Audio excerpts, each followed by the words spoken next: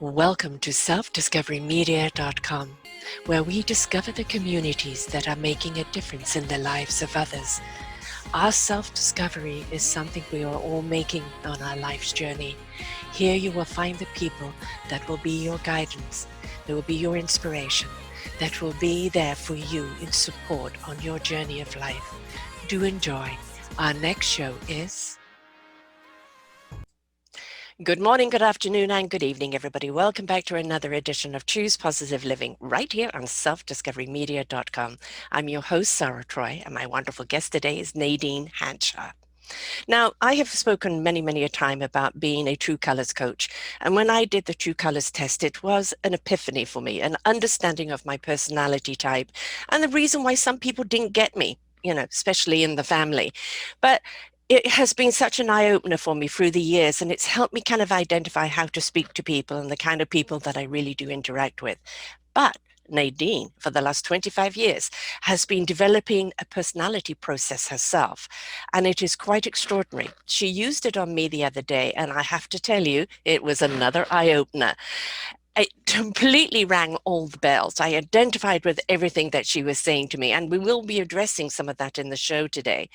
Her book, which is called Knowing Me, Knowing You, the PEP Personality Process, is out now, and we will talk about the book. She's been actually 30 years really developing this PEP personality process, and it works. It works. I mean, I've been very cognitive of it since she's done it on me, because it's like it's there now. And it's like, oh yeah, that's my kinesthetic self coming through. And I'm able to identify what personality I'm in at the present time and why I'm reacting the way I'm reacting. And it's certainly been another wonderful eye-opener. But that's what we're going to share today, and her book and her wonderful expertise that she's dedicated to for the last 30 years. So welcome, Nadine. Thank you for having me, Sarah. My pleasure. It really was. And it was food for thought afterwards. And it has been, okay, yes, yes, that makes sense. And I'm saying all the time to people,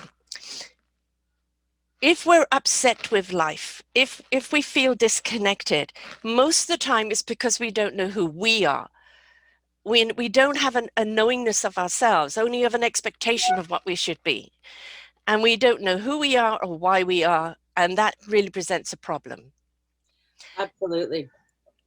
It really does. When we know ourselves, we know what to do when we're in balance or out of balance or on our pivot or off our pivot, or some people call it their dark side or their light side.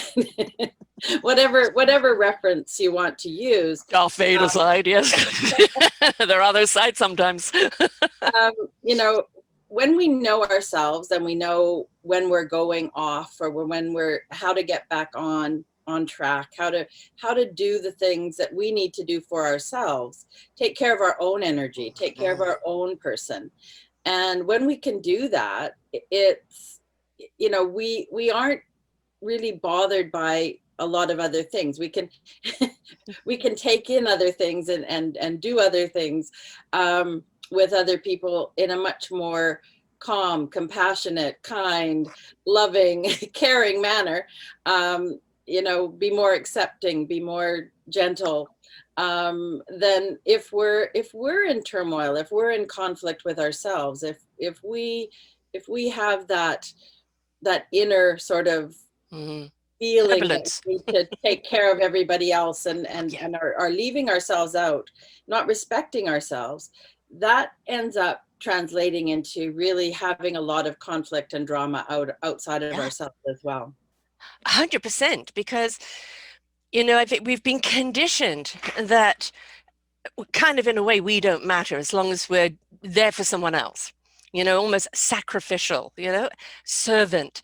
And we are so busy trying to please other people, and we're completely doing it out of character. We're stepping into again what they want rather than what we want. We don't know what we want because we've never been given permission to know. And there's so few programs out there that can show us who we are and what our particular prevalent personality type is, and embrace that, because that's your gift. right? Learn to use it, because now you're bringing yourself more honestly and authentically forward to other people, instead of like, well, I tried to please them, but they just swish me aside. Well, stop being a people pleaser and start stepping into yourself and your own strengths, because then that's what you're bringing in as a gift of you. Well, Sarah, one of the things that, when I work with people, one of the first things that I show them quite often is a little diagram of kind of like a bullseye, where Yes, there's a center and then there's rings that go out. And one of the the most important things that people need to learn is to look at themselves and to truly put themselves first. yes, And I don't mean first in terms of anger or first in terms of, putting other people down or anything like that, but what is truly best for them. And look into their hearts and really what's truly best for them. And if they do what's truly best for them, it's actually best for everyone else, even if they don't like it. exactly, Mhm. exactly. You talked at the beginning there about energy. Now, if you're not in your true energy source, then you are in a conflicting energy. And this is where that static starts rubbing and sparks start flying, right? So it's being in sync with self, is being in energy with self. And then the energy you're putting out is more pure. Mhm.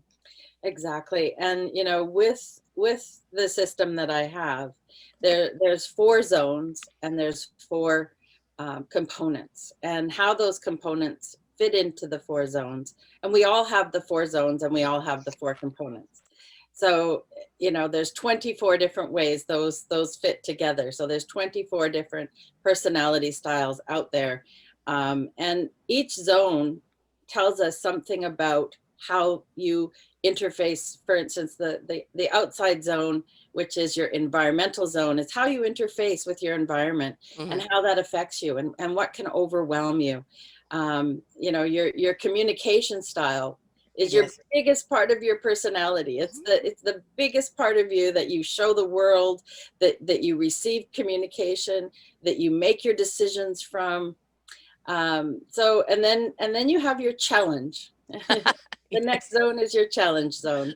And when you're in balance and you're not stressed, that challenge zone blends with your communication style, and you have this sort of beautiful dance between the two, and it's the second largest part of you that you show the world.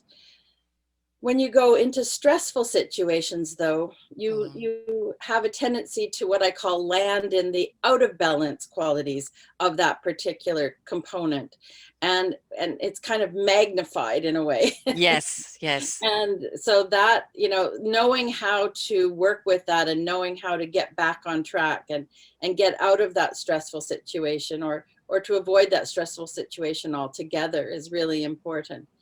And Yeah, then it's knowing your arena, right? It's like, no, I can feel too much static here. you know, uh, this person's already rubbing me up the wrong way. No, there is no interaction going to go on here. Let's just avoid it altogether. And oh, but no, you've got to meet this person. No, thank you very much. You just got a feeling, and if you're feeling your hackles going up or you're just feeling uncomfortable, sometimes listen to that vibe, right? Listen to that feeling. Well, I always suggest everyone listen to their intuition. Your intuition is usually 100% accurate. Hmm. So listen to that intuition. And then the last is the security zone, and the security zone is how you create security for yourself, but also what happens when you become insecure, and how do you react and respond then, and then how to get back into balance in that. And we can be in and out of balance in all components, not necessarily all at once. um, but Yes. that's basically how the system works, and it's a pretty comprehensive system.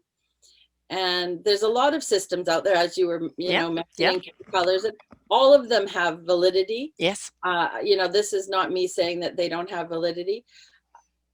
Just the feedback I've gotten with my system over the last 25 years is that it's very, very useful and practical. And it allows the person to get to know themselves. It allows the person to get to know their spouse. It allows Mm. the person to, work with their children, with their team at work. So it has a real versatility to it in terms of that. The thing is whatever your strength of your personality is, you may not be everybody's cup of tea. That particular strain of you might be just too much for other people that are working from a different paradigm there. And it doesn't mean that the enemies, or that the person doesn't like you. It's just that you haven't found a connective link, because you're both coming at it from very strong sides that maybe do not complement each other. So it's trying to find another thread, that you can communicate on, because we can always find ways to communicate with people, but sometimes we have to step out of our strength to do that, because our strength may be overbearing.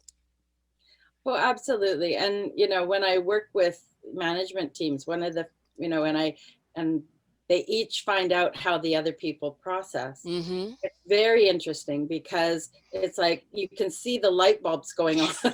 Yes. And it's like, oh, that's why we haven't been able to communicate. Right. Oh, that's why I feel that person doesn't like me, or that's, and you can begin to take things less personally. Right. And you can begin to look for solutions and to how to bridge the differences. And diversity actually breeds creativity. Mm-hmm. So we want diversity.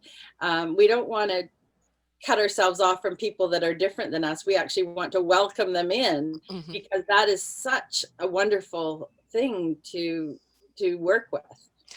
And it's, if everybody was all on one channel, it would be a very boring piece of music. Why do we have an orchestra? Everybody comes with their own expertise of the instrument they're playing. And sometimes, a person gets a solo because they're part of that particular number. And others, it's the working together is what creates. But you can't turn around to the violinist and say, well, you don't play like I do on the piano. No, I don't. I play the violin. But how can we play together and create the harmony? Because we are, as human beings, always conditioned to look at the differences. You're not like me, so therefore you cannot be as good. Right. And this is where I think where we have so much conflict, in politics and religion and in education and even the home front, is like, stop comparing and appreciate and celebrate the person for who they are, because when you do that, you truly see how they can benefit you. Absolutely. I totally agree with you. And one of the things about my system that's kind of different is that it doesn't have any, like, it doesn't matter whether you're a man or a woman. It Mm-hmm. doesn't matter whether you're what your religion or where you come from or your culture or any of those things. None of that matters when you're doing the processing style, because the PEP processing style is universal. Yes. And so, you know, I mean, what was the one thing that really stood out for Oh, you when we went through your processing style? well, I'm most certainly kinesthetic. Yes, I am. And actually, for people who don't know what that means, let's look at each one of them and what they truly mean, but, and explain what kinesthetic means to people, because I'm sure there's a lot of people out there going to go, okay, I relate. Okay, so what you're actually referring to is your communication style. So I just want to, so in the communication zone, you're kinesthetic. Mhm. And as a kinesthetic communicator, you are a feeling person. You are Mhm. very emotionally sensitive. You are a person that literally, if I'm following you around the grocery store, you'll be, touching the tomatoes, and you'll be, if it's a clothing store, you'll be feeling the material because you're very tactile. Mhm. You're also very active. So you want, kinesthetic people are action oriented people. They want to just start jumping in and doing things. Mhm. And they're your team player, your collaborator. Mhm. And so, this is also very kinesthetic. And kinesthetic communicators talk in story. Yes. So, that's one of the things that they do. And they're trying to, with their story, give people a feeling for what they're talking about. Now, let's just go for a moment to maybe somebody that isn't kinesthetic, Mhm. maybe a different processing style that just wants the facts. Yes. Mhm. And so they're listening to the kinesthetic story, and they're going to go, like, is there a point to this? Yeah. like, can we get to the point? And Yes. the kinesthetic person is like, well, I'm giving you the point. I'm giving Yes. you the feeling. And this is where, communication can sometimes go off. Or and with being kinesthetic, you're gonna take that personally, and you're gonna feel offended by that. When in actual fact, the person isn't trying to be offensive. They're Right. just that's not how they communicate. Yeah. Um, Yeah. That actually in the true colors is I'm a screaming blue. Which is, that kinesthetic and communicative. And of course, the blue in the chakras is the throat, right? So, and the green is the analytical person. Okay, where is the point of this? Where's the proof in this? I need more data, right? And a kinesthetic blue will be a person, I'm giving you all the data, but in a story format, right? Everything you need to know is in this story, but they just want to know A, B, C, and D. So, exactly. And in the system my system, you're cognitive in your challenge, which is the that's all about thinking and words and making meaning and making sense out of things. And that's the analytical part of you, and the wanting information part of you. hungry for it, yes. So yeah, so as a kinesthetic communicator, you're wanting people to feel good. Yeah. Your biggest um, value is comfort. You want to be comfortable in your environment, in your relationships, in your clothing. You know, Hmm. comfort is huge. You also want to have fun. Yes. Kinesthetic people are very fun-oriented people, and in many ways very childlike in a lot that they do. Um, Now, Yes. When are you going to grow up? never. They get that a lot. Stop being a Peter Pan. And then if you go out of balance, that's a whole different story, Oh, right? yes. And so Yes. then you can go into the negative emotion and swim around in it, kind of like Yeah. a pig in mud. Hmm. Um, or you can go into other places as well. But the thing is that every processing style is very unique in itself. So Yeah. even if one component is in a different place, it can actually make quite a difference in the personality. And I think, I'm this kinesthetic communicator, when you describe that, yes, it's me, 100% me. And it aligns, as I said, with the other as well. Um, it's not for you to change who you are. It's for you to embrace who you are, but be more aware of who you are addressing, right? And maybe you can tell by the way they dress, the way they look, the words that they use, is how you're going to have to adjust your communication with them.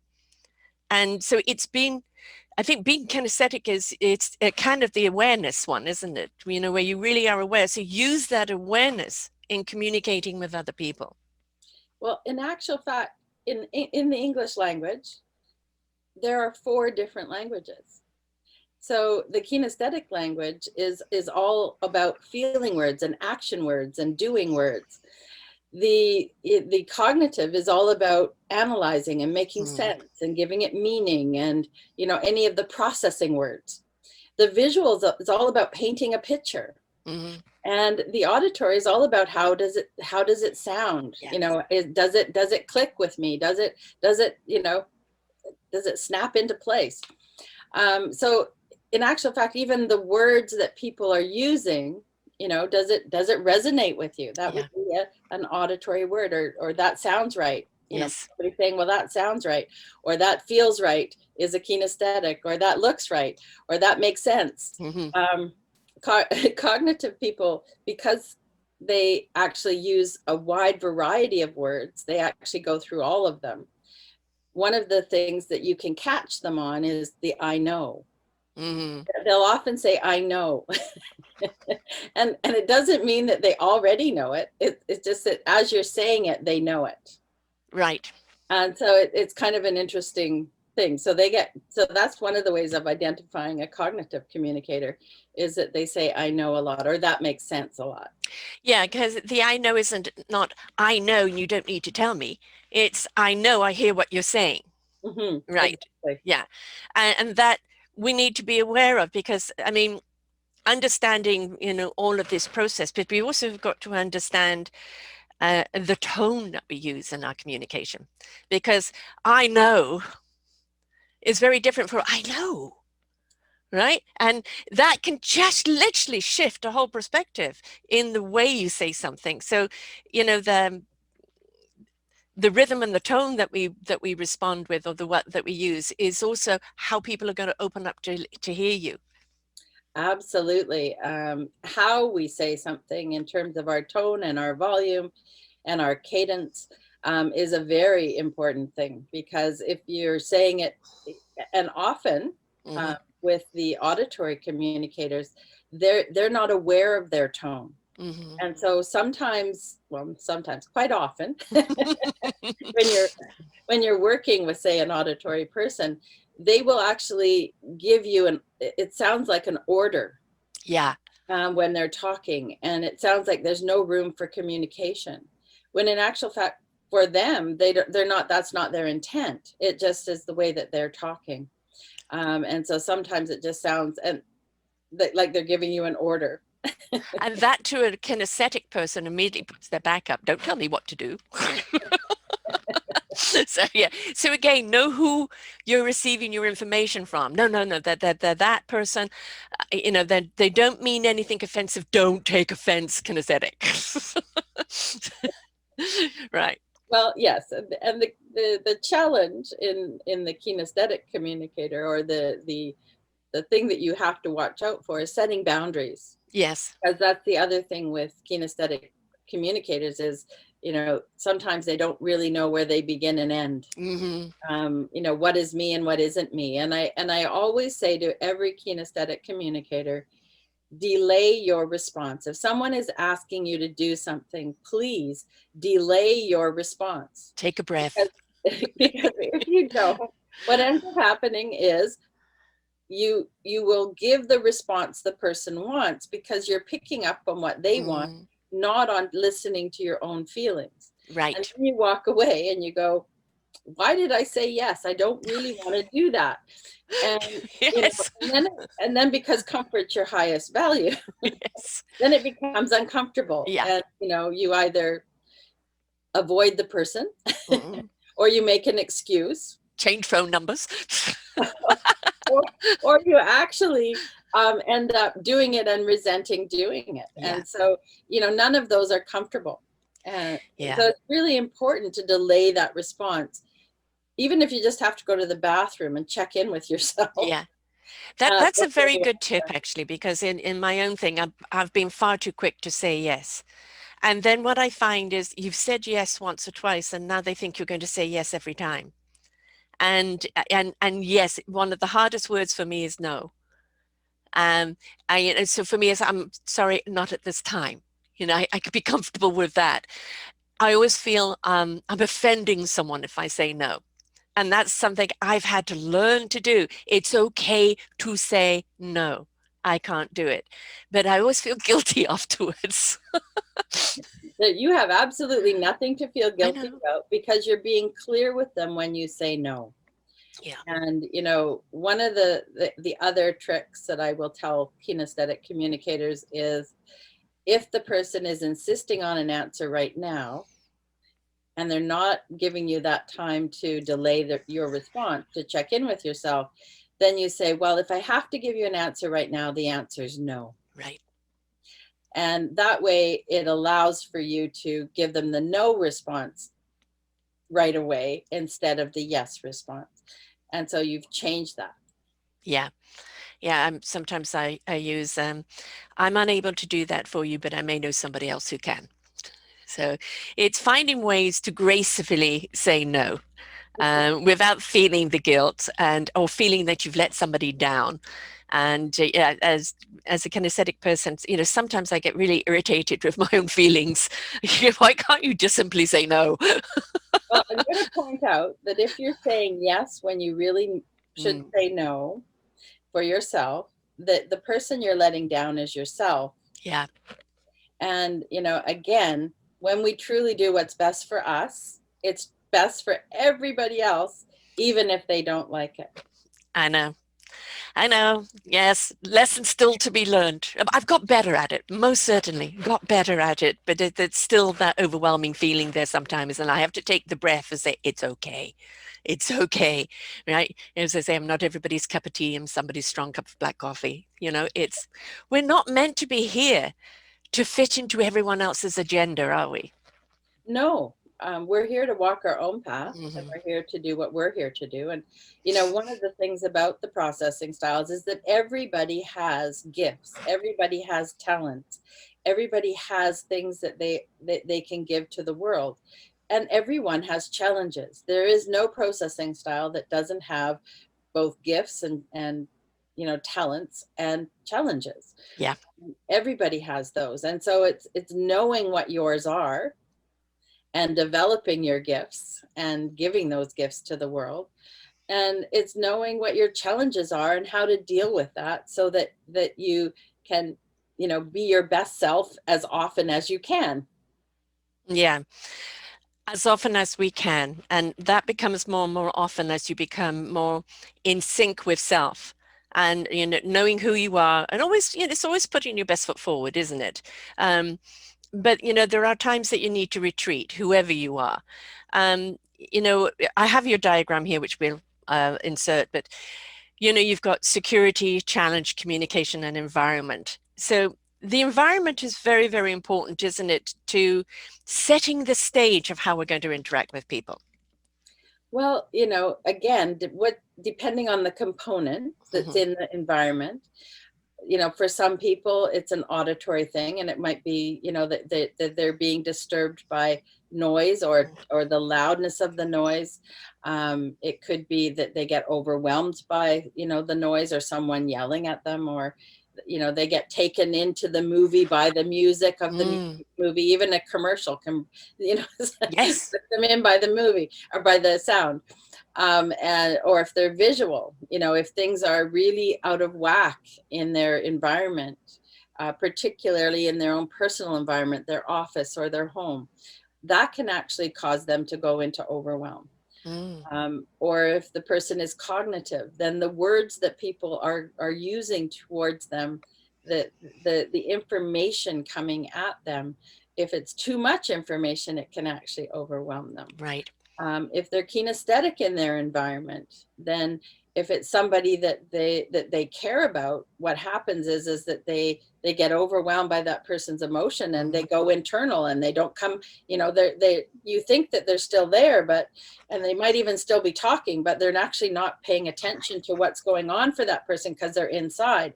So the environment does, every single zone and every single component matters in your processing style, and learning where it is and which component is in which zone and how that works is a really, really wonderful thing, because it gives you your full experience as a human being. We're not static.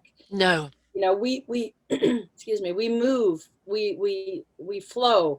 When we get stressed, we land in that challenge zone, in the out Mhm. of balance qualities. When we're feeling insecure, we land in that zone where we're with the component of security. It's so we're moving and changing in terms of our internal states and our internal what's going on and how we're operating out in the world. Yeah. And so, being more in balance, being more on our pivot, being more in our, you know, on our track that we want to walk down. Learning how to do that and get back into balance, learning how to work with other people, learning how to recognize, say, our partner, our husband, our Mhm. children are in balance or out of balance, and also, how to not take that personally Yeah. as well, and or our boss at work, or so it's the more we understand and the more we can take control of our own energy and our own self, the better off we are. Environment for me, because I can only use me as an example, is I'm organized chaos. I'd love everything to be orderly, but in its chaos it is. And I may not always remember where everything is, but right now I'm surrounded by books. Many of the books are people I've interviewed. And I've got a big window here with lots of light coming in. And I'm one of these people that when I'm watching a show and if it's got very sinister or if it's got very violent, I'll either change channels or mute because the music along with the violence exponents, you know, the pain or the anguish that's going through, and I wait for that scene to come to go back again. But I also use music as a equalizer to balance me, where the frequency literally goes in and rebalances the whole of me again. And I think in knowing yourself, it's you've got to know, you know, what causes the friction and where can you go to find the balance? Because it doesn't matter what program you're doing out there. We all talk about finding balance because if we're not in balance, we're askew and we're going to go off in angles that we shouldn't go off in. And so you have a spouse that he's out of balance, she's out of balance. What's going to happen there? Chaos, right? And you want to bring order back to that. So we both need to find our own balance in our own ways and then bring that succinctness back to ourselves or to each other. Absolutely. And you are auditory in your environment. Mm-hmm. I And am. that's why muting works. And that's why music bringing you back into balance works. Yes, absolutely. You know, it is fascinating because I almost feel that sometimes people just look at people as if they were cut out creatures, flat, you know, and you know when you've cut the many dolls and you open up the string and everybody looks the same and you can turn an angle and they're completely flat. Sometimes we treat each other like that, don't we? You know, it's that we don't look at ourselves is that if you change us around in different angles, you'll see a different person. And it's fascinating and it's intriguing and it's wondrous. And it's fabulous to get to know people and how they are and where you connect and everything. Why do we as a human race just look at each other as this flat stereo picture and not devour each other in all our wonderfulness? Well, I think this is a very human thing, is that we have a tendency, because we have our filters and we filter things in a certain way, that we also judge or look at or interpret what other people are doing through those same filters, which is pretty normal, actually. Uh, Not realizing that we're doing that, though. Yeah. And so, again, the more you get to know yourself and the more you understand that there are other personalities out there that operate differently than yours, then you can begin to see those wonderful things, and you can see the talents and the gifts that the other people bring, and you can also see their challenges. Yes. And I think that people have always intrigued me. I moved a lot as a kid, and so I got lots of opportunity to observe a lot of different people. And it was quite amazing to me that there could be so much diversity and whatnot. And so it I have always been fascinated by people, and I all the different variants Yes. of them, which is probably why I do what I do. Exactly. And it's this is something that I think is so important. And I mean, you get so much more joy out of life Yeah. when you can appreciate the differences instead of making them wrong.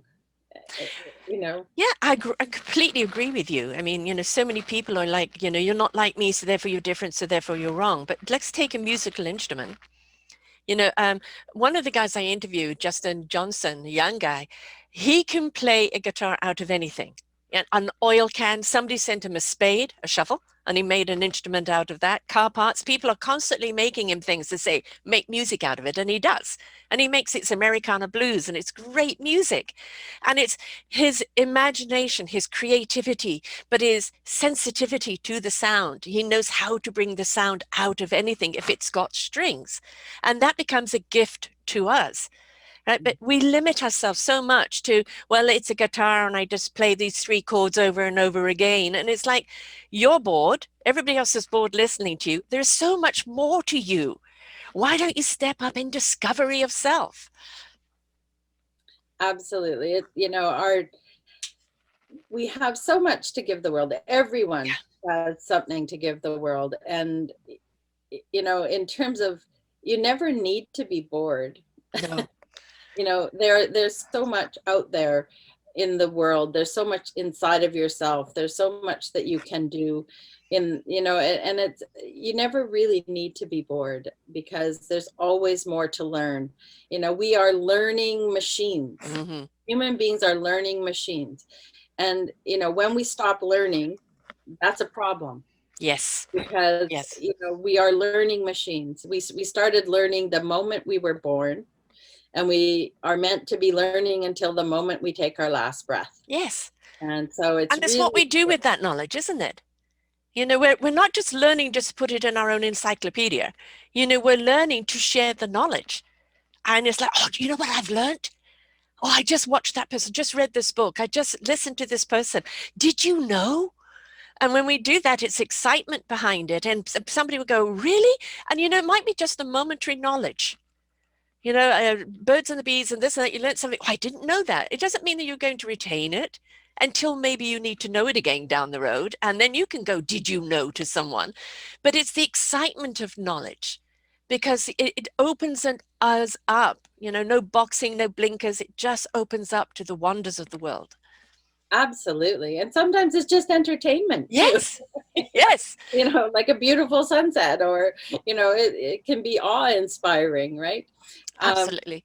so yeah, I think that it's so important to keep learning. And one of the things that you want to keep learning about is yourself. Mm. And Without judgment. oh yes, and in positive psychology, it's really important to also appreciate ourselves. We need to respect ourselves. Mm-hmm. We need to learn how to respect ourselves. We need to learn how to appreciate ourselves. We need to learn how to celebrate the things that we Mm-hmm. have accomplished, and it doesn't have to be big things. I often share the story of me mounting a towel rack in my bathroom. And, for somebody else, that would be such an easy task. But I've always had men in my life, my father, my husband, that knew how to do those things. And I did it myself, and it was straight. I was very pleased, and I Yes. celebrated that. Achievement. Yay. It doesn't have to be something big. Right. Celebrating your achievements, and that gives you more energy to accomplish more. That gives you more energy to appreciate yourself. And I think it's so important to that build your self-esteem. Mm. Those things build your self-esteem, and respecting yourself is so important. And so many people put themselves last. Yeah. Yes. Been there, done that. And, I used the word judgment just now. And, the biggest critic is yourself, because you allow everybody else's voices to judge you. And then you take that judgment on and you think, well, I will never, or I'm a failure. I can't do that. That will never be me, because you're listening externally instead of internally. And really, when it comes to it, in the entire program that you have here, it's know thyself from the inside out. And we have to be willing to take that journey, because understanding who we are and why we understand our creativity and what we're here to do, and we could step up and do it without any apology. Absolutely. And people often think that, well, I'm waiting to find my purpose. And that's the exact opposite of actually finding a purpose. Mm. You need to be in movement. Yes. You need to be doing in order to find your purpose. You need to make a commitment to something, and then you develop that purpose. And so quite often there's this passive, I can't say the word right now. Passive Passivity. aggressive. Passivity is the word I was looking for. Passivity, that, while I'm waiting to find my purpose. And that's exact opposite of what you need to be doing. You're You waiting need, for the Amazon delivery, right? No, no. yeah, I assure doing this program, when you started it, I bet it wasn't, well, in 25 years, I'm going to be doing this and I'm going to know all of that and I'm going to be doing that. It was just like intrigue, discovery, oh, this is interesting. Where will it go? And it's one foot in front of the other, and the discoveries that come out of it, and then the application of that discovery and seeing the results, and then further developing it, right? And it's if you weren't willing to take that one step in front of the other of discovery and understanding what you have and not go, oh, well, now I can make it big and now I can do this. No, it's just be in the now, in the moment of what you're learning, and be willing to move forward in that learning all the time. What it's meant to be is what it will become if you keep moving forward. Absolutely. And, going forward is never a straight line. No. So, having been an entrepreneur for most of my life, Mm, you never go in a straight line. cha cha cha. It's a total zigzag. Yes. You're zigging and you're zagging all the time. You're Mhm. always what I call course correcting. Right. Yeah. Redirection, I call it. Yeah. And sometimes, you hit a landslide and slump, slide right down into, a bucket of mud. And it's like, no, that doesn't mean it was all over. Maybe you're sliding down in the mud because there's something over there that's interesting for you to pick up, right? There's always a reason. Sometimes that reason doesn't come to us in the now.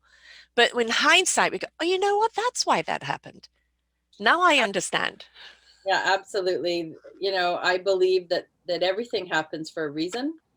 And I also believe that there's something to learn from everything, no matter how traumatic it is, no matter how much of a crisis it is for you. There's always something to learn. There's always something to learn. And in NLP, we say there are no mistakes. There's No. only feedback and learning. Right. The word failure is used a lot by society. And I think if you've given up and you're just sitting there and unwilling to do anything, that's failure. But if you keep trying and it doesn't work, but you keep trying and it doesn't work, but you keep trying and now it works, that is persistence and success. And you're going to have many different successes, but a hell of a lot of what people call failures, and I call them redirects along the way. You don't give up, you don't give in. You go, okay, it didn't work that way. Let's try it this way. Would we have the light bulb if Einstein hadn't done it 1,000 times? Right? What's No, your strength? I mean, I'm the kinesthetic communicator. What are you? I'm actually a cognitive communicator. So I'm constantly making sense out of the world. I'm constantly giving things meaning. Why It's did the I work that you're doing, develop yes. this? Maybe that's why I Yeah. developed this. Hmm. So I'm constantly, working at assisting people into independence Right. and assisting people into a quality of life. Yeah. I often say to my clients, my job is to work myself out of a job. And I always laugh when they say, a new client will phone up and say, Nadine, do you have room in your calendar? And I say, I always have room in my calendar because I'm always completing with my clients. Yeah. And it's just what I do. And, I work from a very different perspective than a lot of other people out there. And I work mostly from non-traditional forms of therapy. Hmm. So, that's what I do. And they're very result oriented. Um, we get, whether I'm coaching, whether I'm counseling, or whether I'm, consulting, I'm very result oriented. Well, what you're doing is giving people the tools. You're showing them how to use them, but now they need to put those in their backpack and move on. Now you're prepared now. Go out into the world. These are the tools you use at this time. You'll know when you need that tool. You know who you are, and so there's a big dark, alley down there. You know that your personality type isn't going to go down that alley. It wants clear field ahead of you. You've given people that knowledge, that know-how of who they are, how to use the gifts of who they are, when to use those tools, how to recognize other people. And so once your job is done, yes, you've given them all they need in order to walk forward. It's not like they need to come back. I suppose they could come back if something happens in their lives and go, okay, you know, um, I got stuck here. Sometimes we all need a reminder, right? Or a little kick up the butt. But could essentially your job is to help people understand themselves and who, what, why, and where, so they can move forward without you. You're not a psychiatrist that prefers people to keep coming back at $350 an hour. And I work with a lot of couples. So, Mm. understanding your spouse, understanding Yes. and how to work with each other and how to bridge those gaps. And I work with people that have had traumatic experiences. There are ways to work with trauma that are very result oriented, Mm-hmm. and allow them to get on with the quality of their life without having to re-experience those traumas again. So I do a lot of different things. I have a lot of different training Right. because I am a lifelong learner, and Right. I've Yes. been doing this for over 30 years. Yeah. So A uh, lot in your toolkit. You know, you've got security here too. And do you find the people that are kind of, more in that need of security are the people that sometimes are the hardest ones to move forward? not necessarily, no. I think that once somebody understands, Mm, like a lot of us don't identify that we're feeling insecure. mm-hmm. So for instance, if somebody just is, when they feel insecure, they might just go into anger Right. because that's what their father did or their mother did, or somebody, that was the easiest thing to do, right? And they don't understand what's creating that, and so they don't know how to not create it. Mm, And so once you understand, what happens when you're feeling insecure or how you get there, you can actually do things to prevent it. You can actually do things to get yourself out of that place. And you can begin to recognize when you're going there so that yeah. you know that, right? Yeah. So, yeah. Because I find there's an awful lot of people, and in the other program there is you call them the goals, that they're the builders. Give them the blueprint and they're the builders, but also most fearful of change, most fearful of the boat being shaken, most fearful of being able to move forward. And we'll wait and see everybody else doing it first before they will go and do it. What would you call that in your program? Well, I don't know that I have a that I can Right. exactly that I can say, because there are 24 different styles. And so everyone does it a little bit differently, depending on where the components are. For instance, kinesthetic people, they want, if they're wanting to do something new, they actually want to have a feeling for it Mm-hmm. before they do it, Yeah. but they don't always have a feeling for it. And so sometimes they have to push themselves to do something new in order to get a feeling for it. So I always say to them, do it 2 or 3 times, and if you don't Yeah. like how it feels, then don't do it again. Right. But quite often they also want to have company doing it because they like to do things together. So doing it alone can be a challenge Mm. sometimes for some kinesthetic people. For some visual people, if they want to do it perfect the first time. So if they, if they can't do it perfect the first time, they might not do it. And Right. again, they need to learn that it's okay to make, to Mm. get feedback and learning, not mistakes, but feedback and learning. And so that's just part of the process, and that they can master it if they keep going, Right. right? Um, with the cognitive, they don't like not knowing things. Mm-hmm. Mm-hmm. So, they might say, well, gee, I don't have enough information Right. to do that. I don't have enough to know if that's something I want to do or not.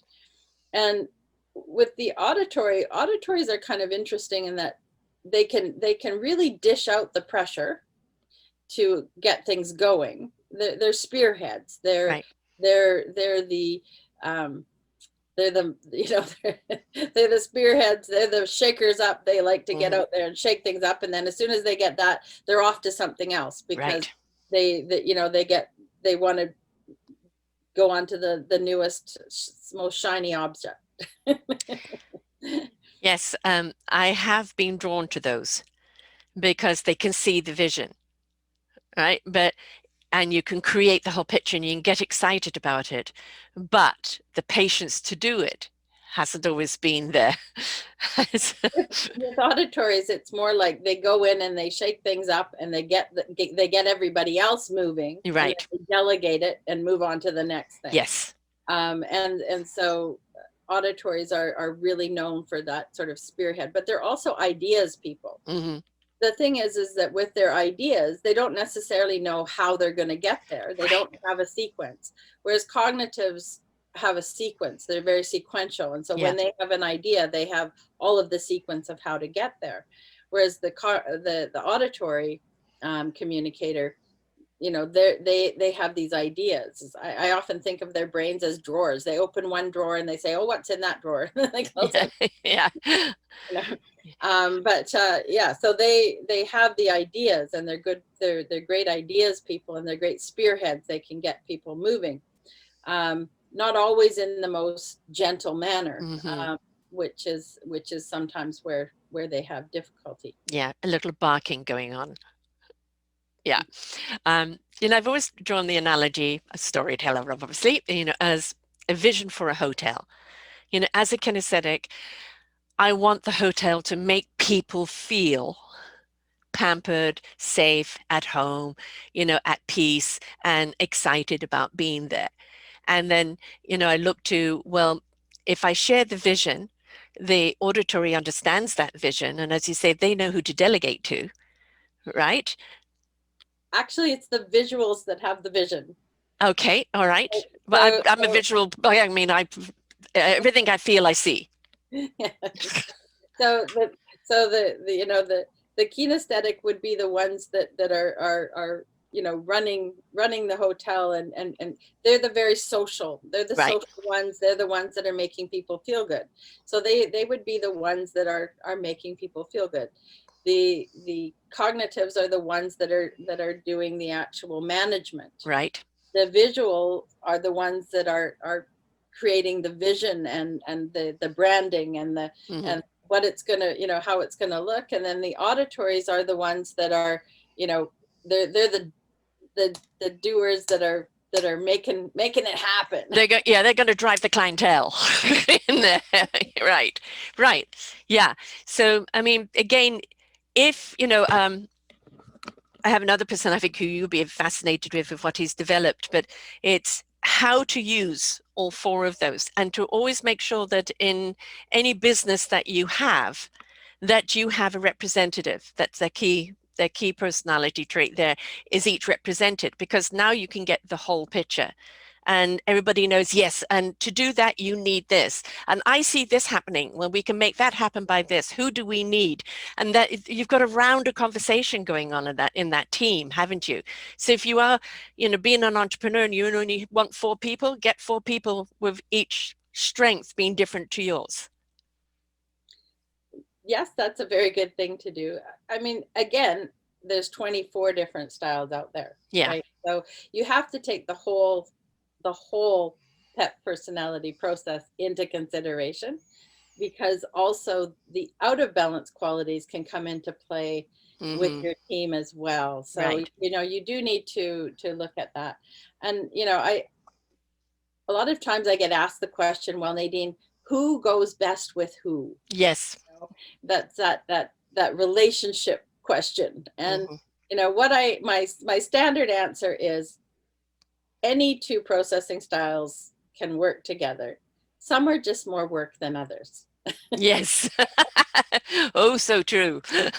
Definitely. Um, have you worked with companies in looking at the cohesiveness of the people in the company so that there is that synergy and alignment there?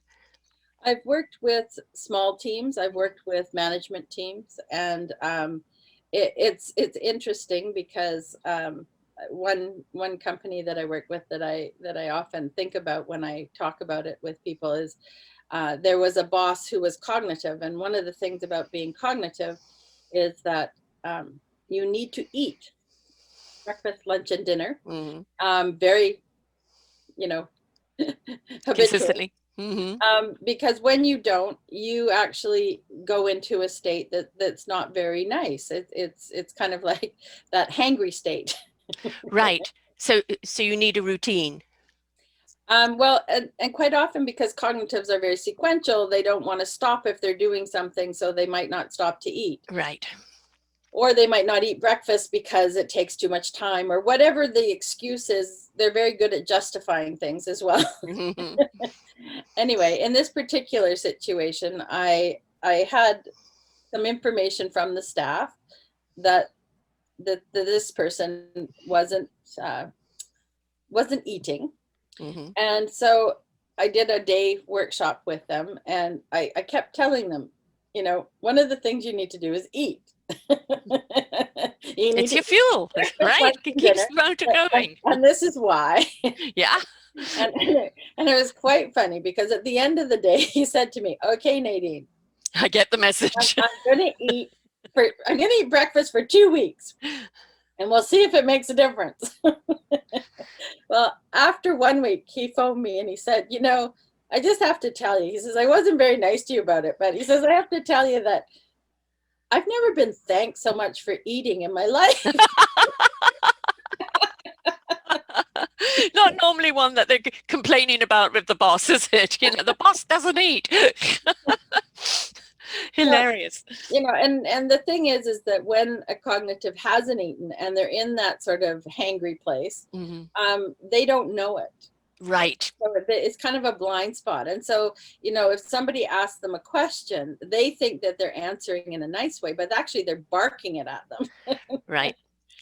So, You've seen those Snickers commercials. yes, Right, exactly. the wonderful one is Betty White on the soccer or football field, and and it's like eat a Snickers bar. You're angry when you don't eat, and then it changes back into the person.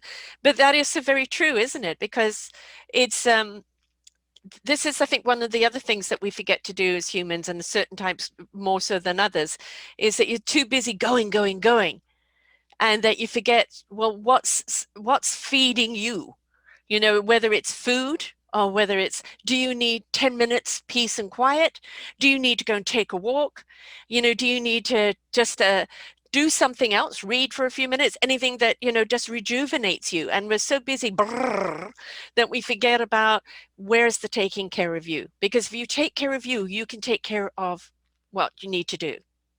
Absolutely. Self-care is so important. Oh, And, often the thing that's neglected the most. And, yes. self-care is that thing that oftentimes goes to the bottom of the list, Hmm. when it really does need to be at the top of your list. And, developing healthy habits. And, there's scientific studies Hmm. that show that when you actually, take some downtime, or take some time to relax, or it's like a muscle. Yeah. If your muscle's always tense, it's a weak muscle. But you Yes. need to relax it as well as tense, and in order for it to be a strong muscle. The same thing is with us. We Mm. need to actually have, that self-care, and then we can be more productive. Yes. Yes. And it's very easy, when you get into the flow of something and go, oh, later, later, you know. And, for me, I can have 7 hours go by. I eat breakfast at my computer, eat lunch at my computer when I remember. And, then it's 5 o'clock. Okay, I've been here 7 hours, time to go. And sometimes you look at your work and you go think, well, what have I done today? And yet, we're always doing. And again, it's, what are we measuring things by? Who are we measuring things by? And if you can pat yourself on the back for even one achievement today, instead of, I didn't get the 100 things done. You weren't meant to, mate. You wouldn't have done them properly if you were trying to get all 100 things done. I think we need to lighten up on ourselves a lot, don't we?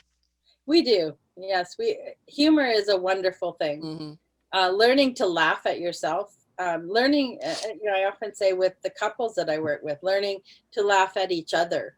And Yeah. also, instead of taking our differences so seriously. um, I'm kinesthetic in my challenge. And so my husband will often say to me, "Oh, you're doing that kinesthetic thing." And we'll both laugh, because it's true. I'm doing that kinesthetic thing. Yes, my kids get a lot of laughter out of me because sometimes I could say words backwards or upside down or inside out and do things and or invent words, and they always laugh at me. And for a while I was sensitive about it, because of in the past it was pointing out flaws, and now they just realize it's mum's quirks, and it's a laugh and it's okay. And so I can join in the laughter now and not take it so personally. And again, it's whatever we are, it's understanding that, okay, that's our strength, that's the way we interact, or way we perceive things. Is it the intent of the other person, or am I just receiving it in a different way? So, as you said, sometimes take a breath, whoever you are, take a breath before you respond. And is it a personal attack? You'll know in that tone, right? Or is it just, something there to Not make you laugh? always.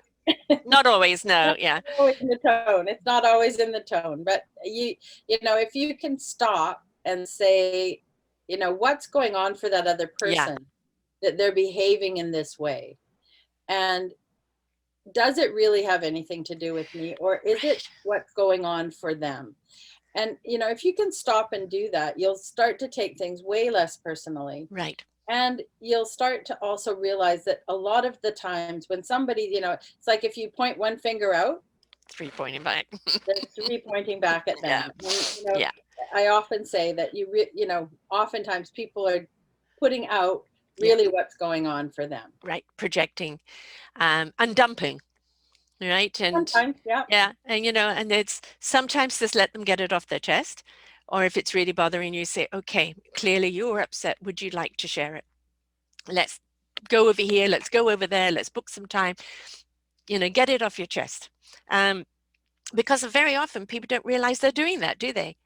They No, they just they're so wound up, blah, it just comes out, and they just don't realize you've just slapped somebody in the face with it, and they didn't like it. And so again, that awareness, self-awareness is very, very important. And know when to have your Snickers bar.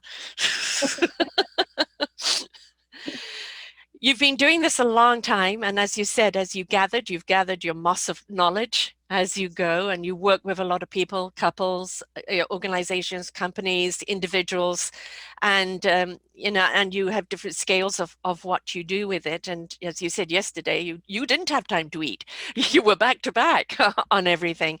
Are you finding at the present moment, in this shift of energy that we're in this self-discovery that people are on, they've awoken, they know there's something more out there, they know that they need to take more responsibility for themselves? Do you find that people are actually more hungry to know about themselves in this way, so they know actually how to use themselves out in the mainstream? I think that there are more and more people that are getting to that point. I Hmm. also think that there are some people that are hanging and clinging on Yeah, to the old way of doing things, and to the old messages, and so that creates a bit of chaos, yeah, um, as we've seen around the world. very evidently. Yes. But in I think that we're beginning a new age, Yeah. and we actually are in the age of Aquarius now, Yay. which is a great thing. Um, and as we continue on, I think that you'll find that more and more people are going to be learning things that they never maybe thought that they would learn. Right. And some of that is just really learning about their own gifts Hmm. and their intuition, and all of those things. And I think that that I teach classes as well, and Hmm. I teach things that how to tune into your intuition, and Right. how to work with your energy, and things like that. And I think more and more people are needing that more than ever. And so that curiosity is starting to happen, that as they see these things, they're coming about, Right. Hmm. there may be, I mean, they're even at times in the mainstream media Hmm. now. Things when I started out, more than 30 years ago, if you even mentioned the word energy, Yes. um, you were like, whoa, what are I you know, talking full about? of woo woo. Yeah. That's a common term, Yes. and we know that there's an energy field. We have scientific, evidence that there's an energy field. The Heart Math Institute, for instance, talks about the energy of the heart, Hmm. being so much more powerful than the energy of the brain. Right. And Oh, the yes. heart itself has its own brain. Yep. And, so there's so many incredible things that are coming. There's so many wonderful things. I mean, we live in an age that's just incredible. And, my hope is that I live long enough to see all of this, come into fruition. So, Yeah. that's my hope. I so agree with you. And, I'm always say the soul, the universe is trying to talk to us. That's the wisdom that's given to your heart, that is given to your spirit into action for your mind to know what it needs to know when it needs to know it. A closed up heart is closing off that divine information, and it's also closing the intellect of the heart. And there are people who have had heart transplants that have knowledge that they didn't have before, feelings and things like this they didn't have before. And when they've spoken to the person, knew the person with the heart, they will see that there was a synergy there. Again, don't limit yourself. Don't put limitations on your information, on the knowledge of what is. If you don't understand it right now, that's okay. You're not meant to understand everything. Just know it is there. We are energy. Everything around us is energy. And we have been asked to raise our vibration, raise our energy up higher into a more peaceful, loving, kindness vibration, because we've seen what the lower vibration does and what the lower energy does.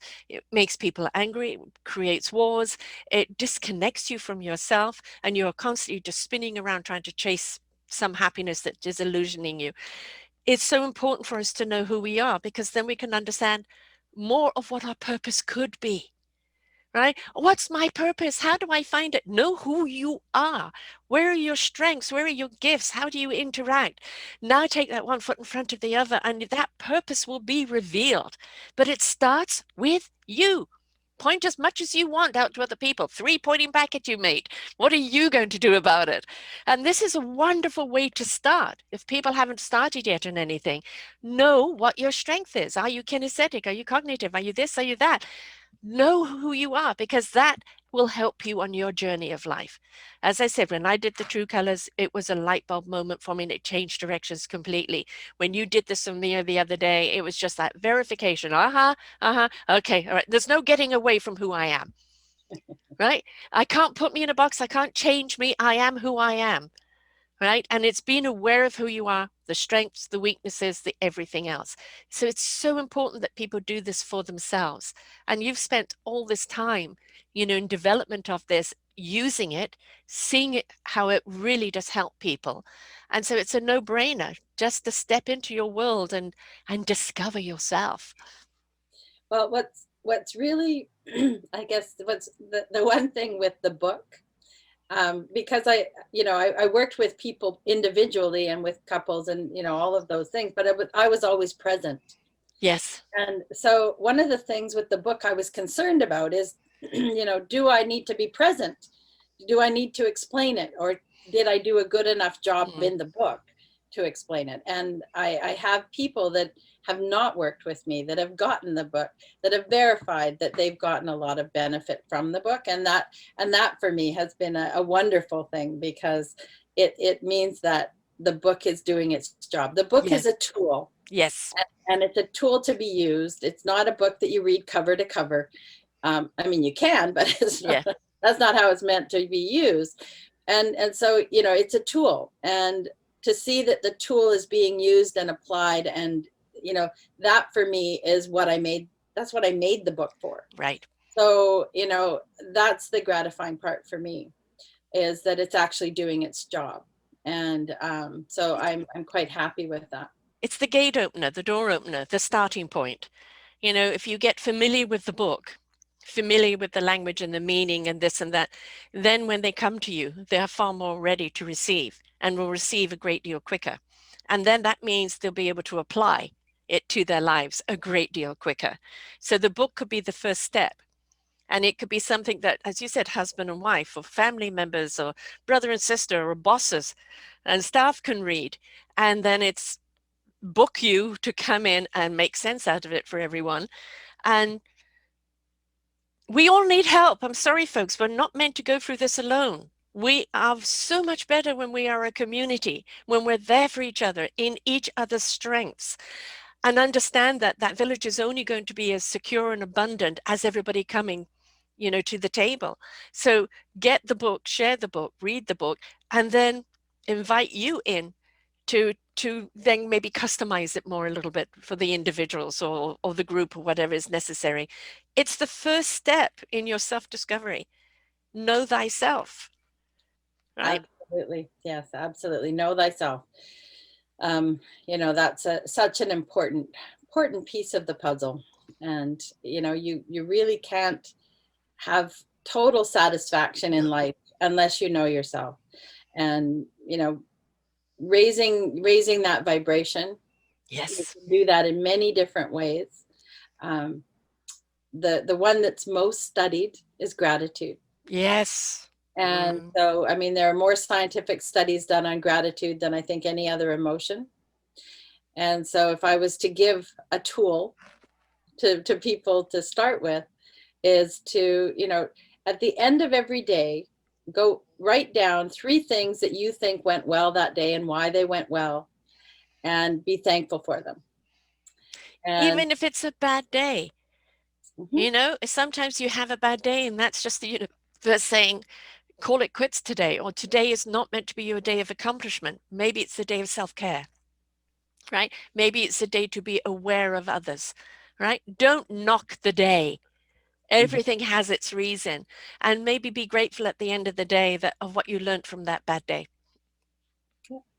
Not everything has to be was sunshine and roses, right? Sometimes there's thorns. actually, if we had no problems, we'd go out and create Oh, problems. we would. But problems are often how we learn the most. And Yes. so, that those are the things that challenge us to look for, how can we go to another level? How can we go to another, another solution? How can we be creative? How can we, be inspired? Mm-hmm. And so, it we often look at problems as a negative thing, Mm-hmm. but in actual fact, if we didn't have any, we would be creating them. Well, a problem is to be solved. So that's what allows you to get into your creativity. Out of necessity comes creation, right? So that's the reason why, well, why do I keep getting these blockages? It's to learn from it, because the way you get out of them is the lesson you've meant to learn and the tools that you gather in order to move forward, right? So don't look at it as a woe is me and I'm stuck and I'm not going to move any further. It's like, it's just a puzzle for you to undo. And through that puzzle, so much more tools and information and creativity is now in your kit to take forward, right? Absolutely. And there are tools that people can learn and apply in their life that really help them along that path. And, that's, when, I mean, you can get them from many different sources. And it's so important, though, when you learn something, apply it. Yes. Learning something and having the knowledge isn't the same as applying it. When you apply it, it actually becomes your wisdom. And that doesn't mean dictate it to others unless it's productive. All right. Don't get stuck in, I have the knowledge for knowledge's sake and I'm going to lord it over you. It's like, is it relevant to the situation? And is it a solution? Right? Because we are always looking for solutions. We always believe we can do something better. And we always believe there's so much more out there to discover. All right. So, yes, if we didn't have the challenges, if we didn't have the problems, what would be the point of living? Right. And it doesn't mean those challenges and those problems have to be so difficult that they're painful. Yeah, we go through that, right? At some point in our lives, we all go through that. But what did we learn from it? And one of the common denominators I found from all the shows I've done is what people learn from it is how much strength they have, right? How courageous they really are, how many more abilities they have that they never knew they had, and how much more purposeful they've become because of those lessons. So we have to be willing to go through it. But if we know who we are and in which way we interact, it becomes so much less painful to go through it. Isn't that the truth? Mhm. Why make it more painful than it has to be? right? I'm, as you said, I'm kinesthetic, I'm a feeler. It's I'm a high sensitivity person.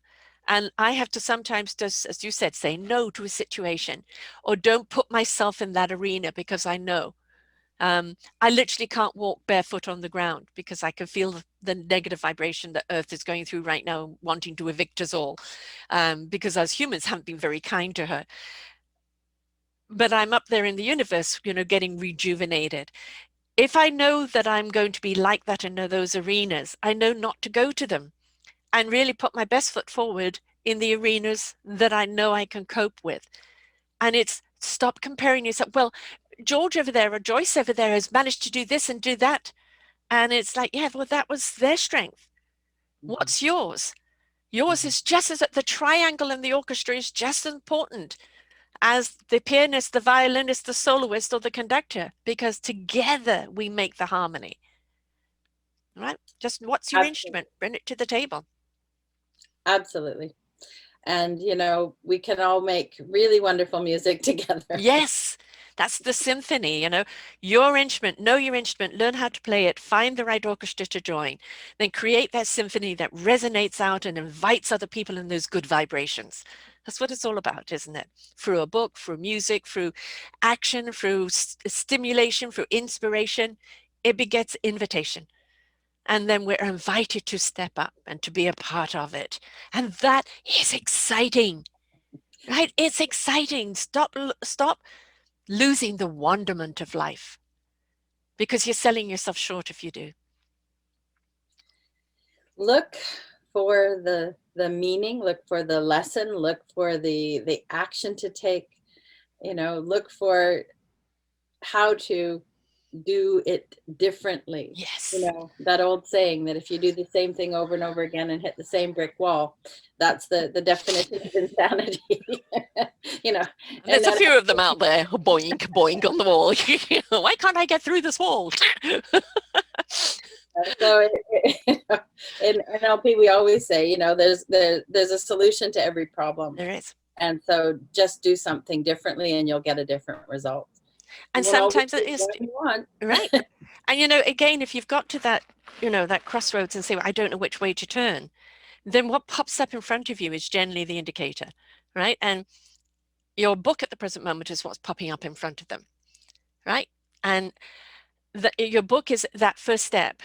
Read it, as you said, it's not an A to Z book. You haven't got to go from the 1 to 300, whatever the pages are.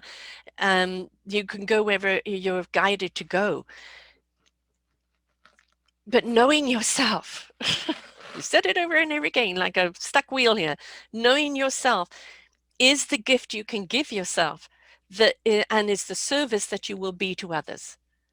Not the burden to others, the service you'll be to others because you've discovered your own gift. Who you are, and who you are is enough. But know who you are, not what somebody wants you to be, but who you really are. How many people are walking around just trying to copy other people, trying to live up to, oh, that person's this, I need to be that, I've got to do that, or I'm a failure if I haven't done that. Who said that? Yeah. No one other than society. Comparison is one of the worst things people can do because you're comparing your the only criteria you're really comparing yourself to is the one that you've made up in your head, because you Mm-hmm. don't really know what's going on for that other person. So Right. they may be able to do certain things very well, but you don't know where their challenges are. And they're not the same as you. And so you can't compare it. It's that old apples and oranges Mm-hmm. situation. And one is not better than the other, they're just different. And I think that that's the message that I put out there very strongly all the time, is that you know everybody isn't the same. Right. And one of the things when I'm working with a person, I will often say, I designed the therapy around you, the client. Mm-hmm. I don't i don't have one methodology Right. that you have to fit, Right. because everybody's different. And not only their processing styles, but their situation, their upbringing, all of that is different. So Sorry, we had a baby shower the weekend and this thing keeps popping up and then disappears and I don't know how to get rid of it. So sorry, folks. A rainbow of hope right here. It will go away in a moment. Yeah. So don't compare yourself to others. I think that that's the biggest thing that you can, realize is that it doesn't matter Mm, what you think other people are good at. What are you good at? yeah. It doesn't matter, like quit comparing, quit saying, well, gee, I'm not good enough, because Hmm. you are good enough. You are, get comfortable in your own skin. Know yourself enough to be comfortable in your own skin, and learn what you have to give and learn what you're good at, because that's really um, where you're going to get your best satisfaction. Yeah. I think the last year has been, obviously it's been devastating for many people, but it's been a gift to humanity in many ways. We were forced to spend time with self. And it was a time to kind of really review your life. Are you on the right track? Times to renew, or what do I need to do to move forward? But it was also a time where all your talk show hosts and many shows, and instead of the studio, perfect makeup, perfect hair, 3 minutes of glory and off they're gone, they're now on Zoom calls, with makeshift backgrounds, their own hair and makeup. And the conversation just got more honest and more authentic. And we're realizing, oh, rich and famous, but suffers from depression. I wouldn't have thought that. I would have thought they had it all. Really, they're just like me. So, in comparing, we can congratulate them on their success, but they're no different to who we are. If you wanted that success, you could go and get it too. And maybe that success for you, it lies in a different field altogether. I love the way 2020 and going into 2021 now is has opened us up to looking at um, let's say dethroning some of the people off their pedestal and looking at the everyday person as being the hero and that they matter. And we've seen a balance and an equilibrium that's really great. And I want to see more of that. Right. So, Yes, authenticity. I think that yes. people are starting to value Mm, authenticity more than they ever have, because, you know, I think we're tired of the glitz, the glam, the perfect makeup, as you say. yes. I think that people being real, Mm, people being um, the human beings that they are, and sharing what they truly believe, what they truly feel from their heart. And again, it's that being true to self, right? That they're sharing. And, you know, 2020 was a very challenging year for many, many people, and continues to be yes. for a lot of people. And yes, it's given them downtime to look at themselves, but it's also given them a lot of challenges. And, Hmm. you know, one of the things that I can say is that keep tuning into the positive, keep looking for the lesson, keep looking at what you can be grateful for, Yes. even when you're in this situation, because that allows you, when you come from that place, it allows you to actually handle things in a much more mm, better way. Hmm. It allows you to um, do more, be more productive, assist you in getting, where you need to get to, instead of just sort of giving up hope. Yeah. And there's a lot, there's lots of wonderful things coming to us, I think. Yeah. There's so much negative messages out there. Go on a news diet. Yes. you know, um, Please. Yeah. because it's not all doom and gloom. But Mm, if you listen, if you just watch the news so much of the time, which so many people are doing, it's very, very, when we hear something repetitively, yeah. the unconscious mind begins to do it, go into places and make things so real and so devastating.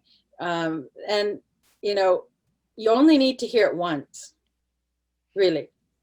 So, go on a news diet. Maybe watch it once a week if you need to watch it at all. Yes.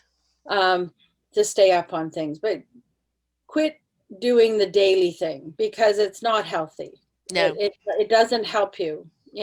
Look for the positives. Look for there is good news out there. It doesn't always make the news. Right. But look for the positives. Look for the things to be grateful for. Look for the things to take a moment of joy in. And that will be much more productive for you. That will be much more successful for you. And you'll be more creative. It allows you the creativity to flow when your energy is and your vibration is higher. Mm. So that's what I would say. What you water will grow. So plant the seeds of possibilities, water and nurture them, and then allow them to grow in whatever they need to grow into. And if I do watch the news, I watch the comedians, like The Daily Show and things like this, because it's sometimes the only way I can take it is with a dose of laughter, because otherwise it's just, like, really? There are human beings that do that, and it can be very despondent. It can really be a real downer, and you get into your psyche and, what's the point? What's the point of doing anything? The world's gone to hell anyway. And well, we made that hell, but we can also create our own heaven. It's up to us. And by raising our own vibration, by honoring ourselves and the gift that we've been given, by sharing that gift, we become the solution that the world needs. So step into self by knowing thyself in every aspect of who you are, how to use your beautiful gift, and then share it with the world. Because now we're going to see the scale tilt in a totally different way. And we're going to see harmony in a way that we've never seen before as human beings. It's our making. It's up to us. We want it. We've got to create it. Absolutely. And look for the people that vibrate with you. Mm-hmm. Look for the people that resonate with you. Look for the people that connect with you. Look for the people that make sense for you to hang around with, because those are the ones that they're your tribe. Yeah. That's a saying now that's very common. They're your tribe. And you want to find your tribe, and you can do that on the internet at the moment. You don't have to go out and do it. Right. There's many places and many things going on the Zoom calls and Zoom networking and all of those things. And yes, would we rather do it in person? Absolutely.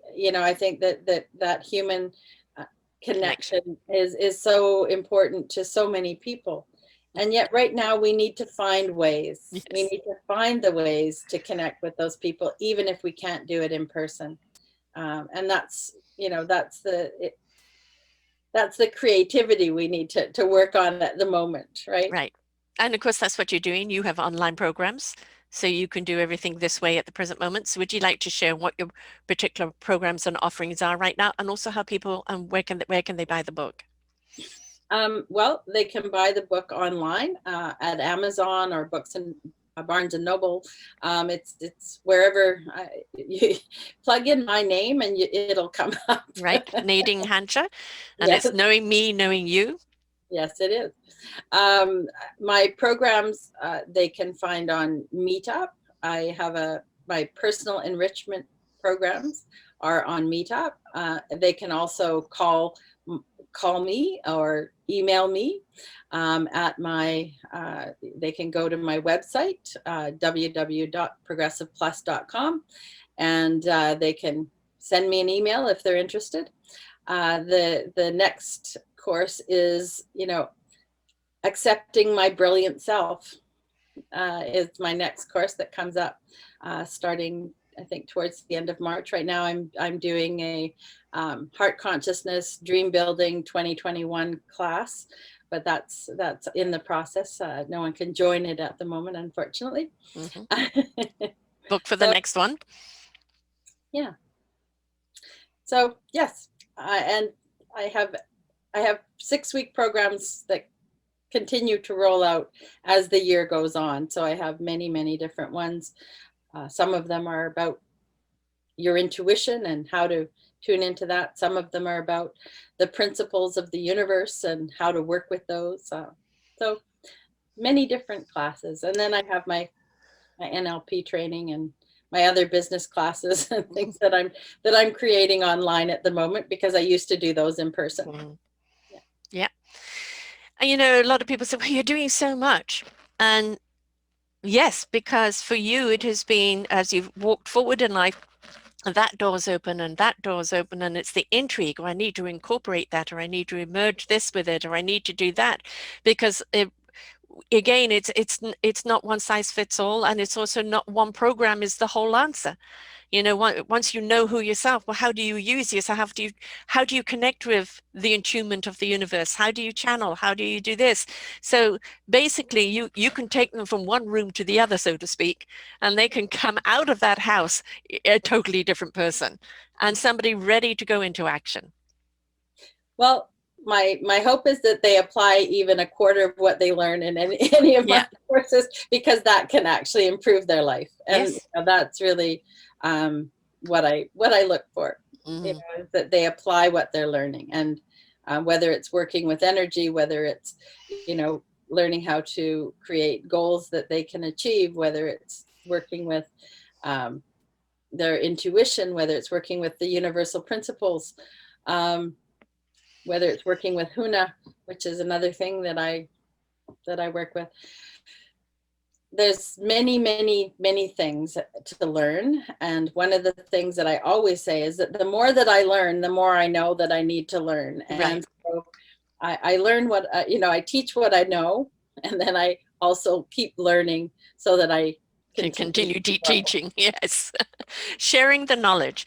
Um, Again, I say when you tune in, you know, to your source energy that resonates with the heart and spirit, go into knowingness, is we learn how to use the knowledge. It's not point of just having knowledge for knowledge's sake.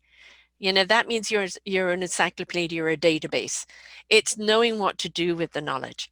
And you can consume all of this knowledge, and then you need to allow that knowledge to take you forward with its wisdom, because like that's what you've done. Every time you've learned something, well, how can this help somebody else move forward, and what can I create with it that can open up doors for other people?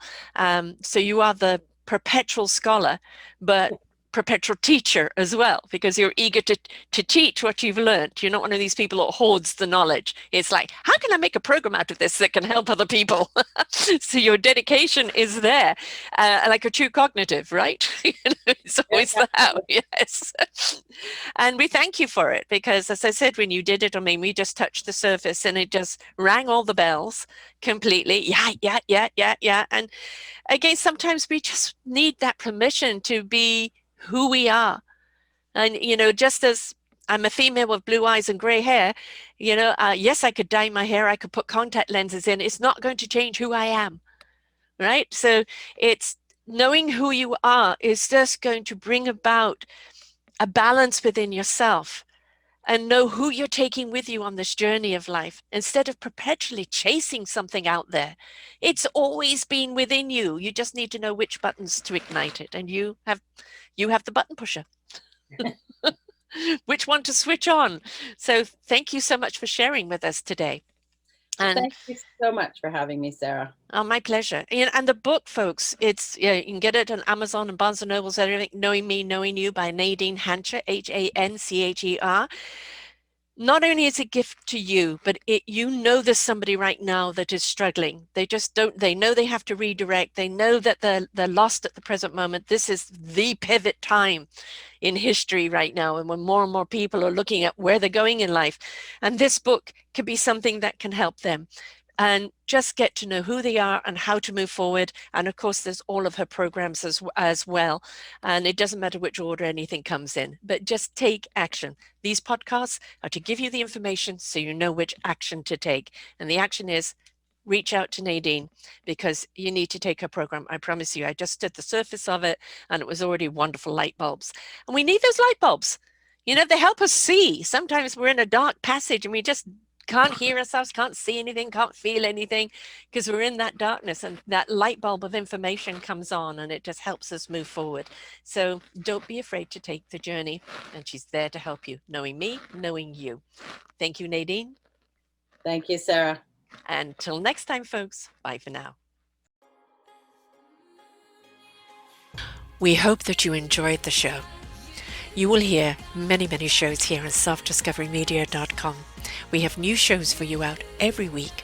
Just find them on our podcast or What's New. If you feel that you have something to share that makes a difference in the lives of others, or you too feel that you could be a host, please contact me at info@selfdiscoverymedia.com and we will be glad to speak with you. Have a wonderful day.